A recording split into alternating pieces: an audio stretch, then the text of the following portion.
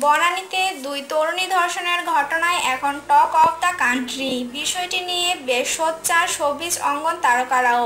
ন্যাক্কারজনক এই ঘটনার সঠিক বিচারের দাবি জানিয়েছেন জনপ্রিয় অভিনেত্রী মৌসুমী হামিদ।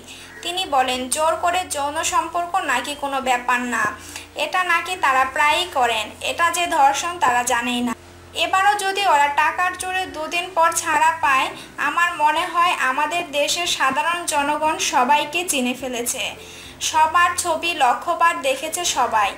সারা জীবন তো ঘরের মধ্যে থাকবে না, বের তো হতেই হবে, বাকিটা বুঝে নেন। তারা মিডিয়ার শক্তি সম্পর্কেও জানে না। Stop rape.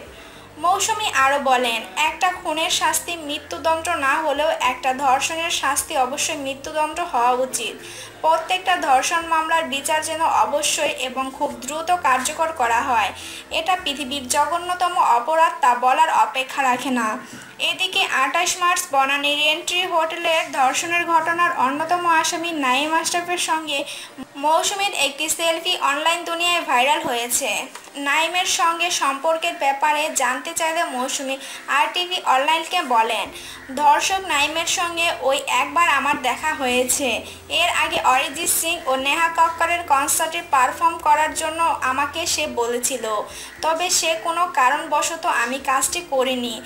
সেসব নিয়ে আপাতত কিছু বলতে চাই না। সেলফির ব্যাপারটা আরটিভি অনলাইনকে তিনি বলেন, ২০১৫ সালে ভূমিকম্পে বিধ্বস্ত নেপালের সহযোগিতায় কনসার্ট ফর নেপাল আমাদের এক সহকর্মীর আমন্ত্রণে রাজধানীর কলাবাগান মাঠে যায়। সেখানে কনসার্টে পার্থ বড়ুয়া সহ মিডিয়ার অনেক সেলিব্রিটি অংশ নেয়। আমি জানতাম না আয়োজনটির সঙ্গে দর্শক নাঈম জড়িত। ছবিটি সে সময়ের। কারো চেহারা দেখে তো ভালো মন্দ বোঝার কোনো উপায় নেই। তবে সম্প্রতি ধর্ষকের সঙ্গে ওই ছবি নিয়ে অপপ্রচার করা নিয়ে আমি খুব বিব্রত।